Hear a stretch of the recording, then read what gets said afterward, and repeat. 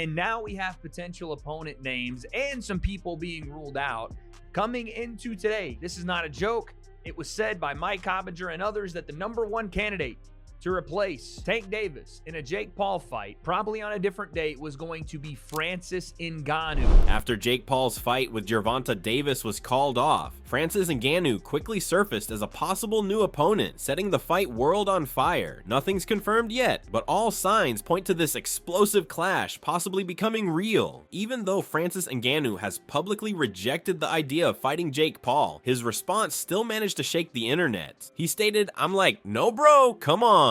Don't disrespect me like that." That reaction said more than words could. It wasn't just a rejection, it felt like a warning from a man who knows his power and status. Yet the way he said it left fans wondering if there's still a chance, if Jake pushes hard enough. The clip went viral, sparking endless debates and highlight edits across social media. Jake Paul, being who he is, will never let that comment slide quietly. And now, the question lingers. Was that the end of the story, or the start of a fight no one thought possible? Francis didn't stop there. He went on to explain why the whole idea of this fight simply doesn't add up, pointing out the massive gap between him and Jake's original opponent. No, there's no such of thing happening.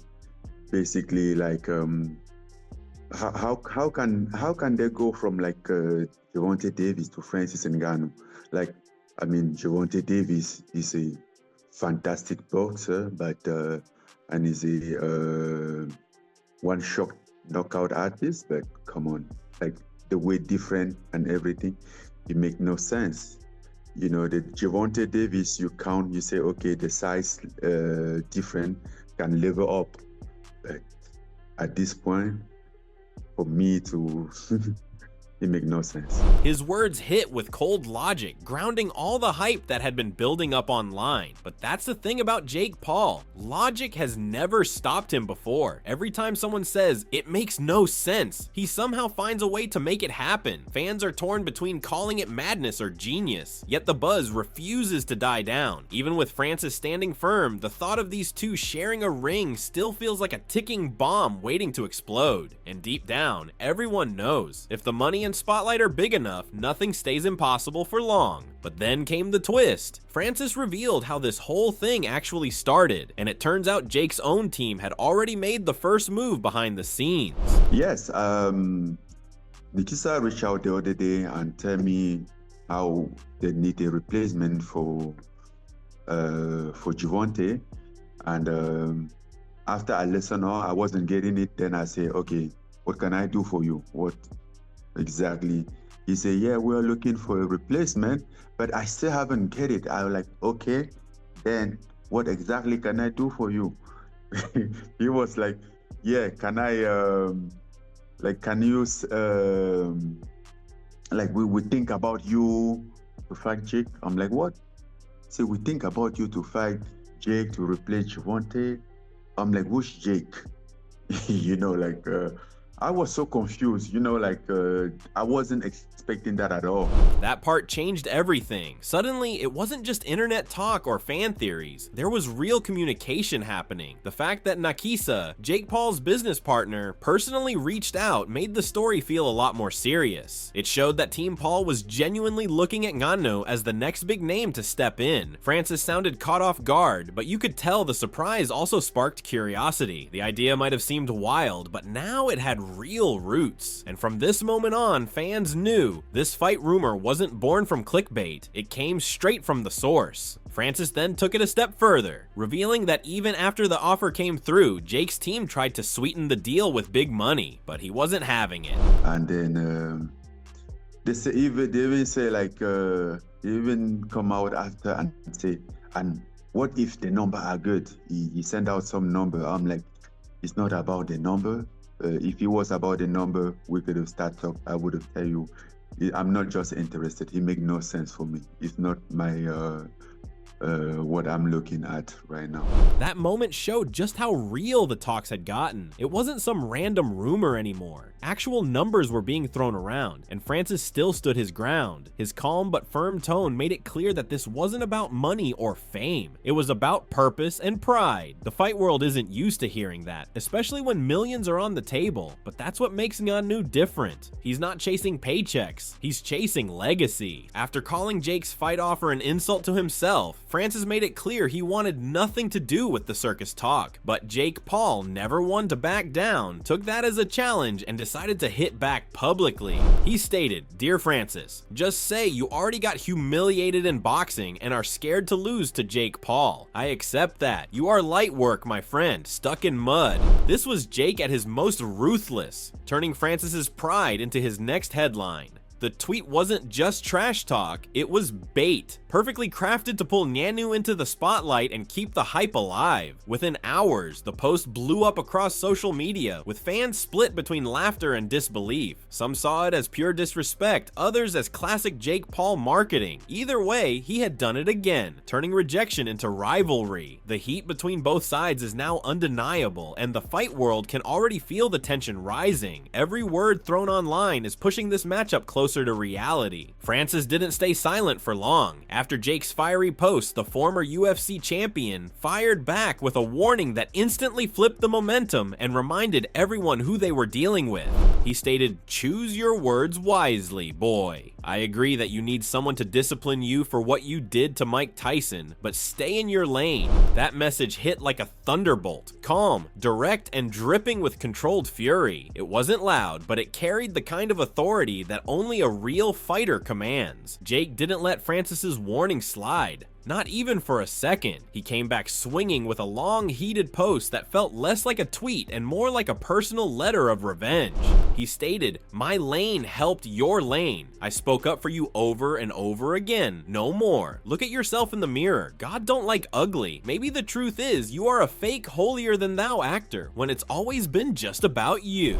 This was Jake turning the heat all the way up. He wasn't just defending himself. He was digging deep, trying to hit Francis where it hurt the most. The tone shifted from playful to personal, as Jake painted himself as the one who built bridges while Francis burned them. And he stated, "Maybe use your platform to speak on the youth of your country. Posting a flag, ain't it? Instead of doing TMZ interviews like a con man to talk about me. Reality check. I sleep you in boxing and John Jones does in MMA." That final line was a nuclear bomb in words. Jake basically challenged Ngannou's entire legacy. He questioned his motives, his pride, and even his patriotism, all in one go. The tweet spread like wildfire, drawing millions of views and an avalanche of reactions from fighters and fans alike. It was no longer about might happen. It felt like a personal war now. Both men had drawn lines in the sand, and with every tweet, the tension between them only grew heavier. The stage wasn't just set for a fight, it was set for a spectacle. Francis didn't waste time responding. Calm but cutting, he clapped back with a short message that said everything it needed to. A reminder that respect still matters, even in a war of words. He stated, "You did speak up for me in the past, but we are still not in the same lane. Grow up and don't fall so low." The boxing community couldn't stay quiet after Jake and Francis lit up the internet. The Wade concept, one of the most respected voices in crossover boxing, gave his honest take. And it perfectly captured what every fan was thinking. I'm not gonna lie, I would be in line with the rest of combat sports fandom with this fight because it would be something unique. It would be something incredible. It's the same reason that I would be intrigued by a Jake Paul versus Anthony Joshua fight, although I would never advise Jake Paul to take a Anthony Joshua fight. I wouldn't advise him to take a Francis Ngannou fight either, because as much as Anthony is far better, which we saw when they actually fought, Joshua slept Francis Ngannou quicker than me after 2 melatonin. I mean, it was quick, fast, in a hurry, completely dominant. But we also saw Francis Ngannou go toe-to-toe with the heavyweight champion of the world at that time. Yes, he was out of shape. We understand that. But Tyson Fury on that night got the shock of his life when Francis Ngannou not only went toe-to-toe, but put him down and danced on him. To this day, I think that fight could have gone Francis. His breakdown hit with the right mix of hype and realism. He reminded everyone that this fight would be unlike anything we've seen, a spectacle that blends power, pride, and pure unpredictability. Still, his warning carried weight. Francis isn't just a viral name, he's a monster with real knockout history. It's the kind of fight fans crave, but even the boldest analysts know one wrong punch and Jake's fairy tale could end fast. That's what makes it so thrilling. That's why no one can look away. He didn't stop there. Wade doubled down with a reminder of just how dangerous this matchup really is and why it's not just another internet fantasy fight. Point being, there are levels to this, not just in boxing, but in combat in general. And the size difference Francis would have over Jake would be incredible, but it would have been a great event, and a lot of people would have tuned in. Francis, though, is saying that's not happening. That line summed up the reality of the fight world: skill, size, and levels. No matter how confident Jake is, stepping in with a man like Ngannou is an entirely different beast. The difference in weight, reach, and raw power would be overwhelming, yet the event itself would be nothing short of historic. Millions would tune in, not just to see who wins, but to witness the chaos unfold. It's the kind of fight that reminds everyone why boxing still captures hearts. Because sometimes, the most impossible matchups are the ones we want the most. Chael Sonnen stepped into the conversation with a surprising take. Instead of mocking Jake Paul, he actually gave him credit for chasing the impossible. And as always, Chael brought the storyteller's flair to it. And I think that Jake Paul deserves a lot of credit for that. I would have really liked if that match would have gotten booked. I mean, I think that that would just solve so many problems from a storyline perspective. And there's this story going on out there that, and it has to do with courage. Now, how you ever question a combat athlete's courage, I think, is hard. How you ever question a boxer's courage, right? Where you've only got two things you can do, and they're both involve bludgeoning. You can't even grab a hold of the guy or try to squeeze him. You can only bludgeon and be bludgeoned back. I think you're got an uphill battle to question somebody. But they have been very effective in doing just that to Jake. Hey, you started with this NBA guy, and then even those MMA guys, they're not boxers. And then when you got around to the boxers, but they weren't current boxers. Then when you get around to the current boxers, they're not big enough boxers. And I just loved it. When I heard that Francis Ngannou might be going against Jake, I loved it. His words reminded fans that beneath the drama and internet talk, Jake has done something rare. He's made the entire combat world pay attention. Chael highlighted how every step of Jake's journey, from fighting NBA players to calling out MMA legends, has been about proving people wrong. To him, a fight with Francis wasn't just about size or skill. It was about courage, a story that connects with every fighter who's ever been doubted. It's the kind of perspective that makes you pause and think, like maybe Jake's not just chasing clout, maybe he's chasing history. Then Chael shifted gears, imagining what this fight could actually look like. And you could hear the excitement in his tone as he broke it down. I mean, what's that gonna look like? How many of those shots from Francis can you take? Tyson Fury, if you're talking clean, Tyson Fury only took one. Everything else, Tyson was able to roll with. Big Francis only had to hit him one time. Like, that's a compelling story in my opinion. I would be interested in that. Now, I come from the boxing background, where you largely leave the night disappointed. You leave if you're the host of the party, because the walkouts and the announcements and the singing of the respected national anthems takes longer than the contest itself. He painted a vivid picture of danger and unpredictability, how one clean punch from Francis could change everything. Even Tyson Fury, the heavyweight king, barely survived a shot like that. Chael didn't sugarcoat it. He knows how short and brutal boxing can be when two worlds collide. The tension of that what-if moment is what sells tickets, what keeps fans glued to their screens. And in Chael's eyes, that's exactly why Jake versus Francis would be unforgettable, because it's not just about who wins, it's about who survives. Chael brought it all together, not as a promoter, but as a philosopher of fighting, touching on the deeper story behind this possible matchup. Is that what's gonna happen here, right? I mean, it's one of those things.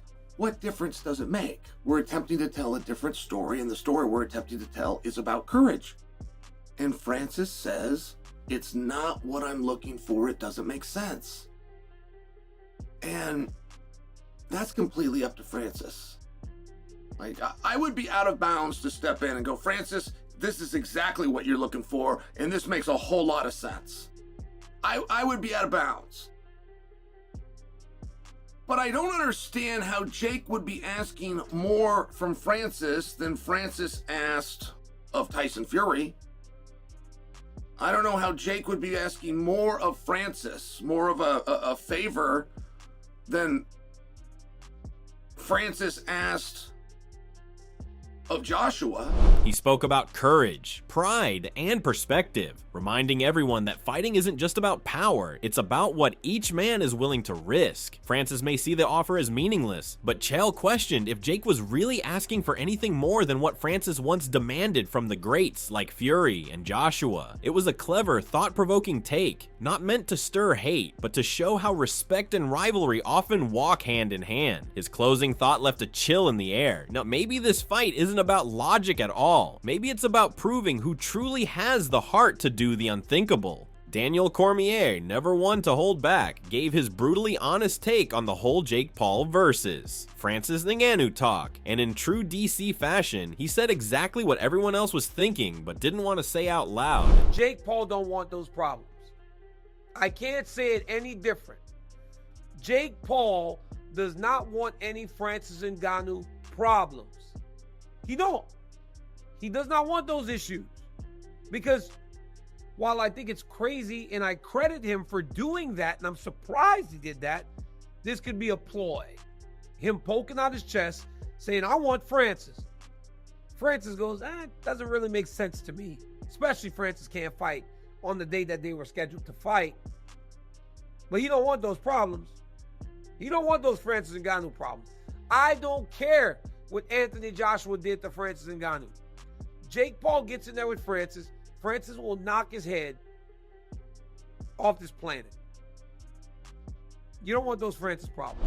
His words came straight from experience. No filters, no fluff. DC made it clear that Jake might talk tough online, but facing a powerhouse like Francis is a different story entirely. He knows the kind of danger Francis brings, the kind that ends careers with a single punch. The idea of Jake surviving that seemed laughable to him, and fans couldn't help but agree. Still, DC's delivery made the moment bigger. He wasn't just mocking Jake, he was warning him, because in this sport, some challenges aren't meant to be accepted. DC didn't stop there. He doubled down, backing up his words with cold logic and real fighting insight that only a former world champion could give. I'm telling you, Jake Paul don't want those problems, man. Because I don't care that you're a boxer. I watched Francis put down Tyson Fury.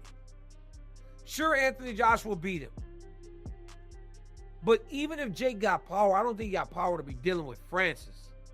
Because all it takes is for one to land and he gonna put you out. He reminded everyone that Francis isn't just any heavyweight, he's a once-in-a-generation puncher who made even Tyson Fury hit the canvas. Jake might have power, but in Cormier's eyes, it's not the kind that keeps you safe against a man like Ngannou. The way he said it carried a sense of inevitability, like if this fight ever happened, everyone already knows how it would end. It wasn't hate, it was truth spoken from someone who's seen what happens when talk meets reality. Then Cormier took a more measured tone, suggesting that maybe Jake wasn't bluffing after all, but even then, he laid out exactly why this matchup would be near impossible. Maybe Jake ain't poking his chest out.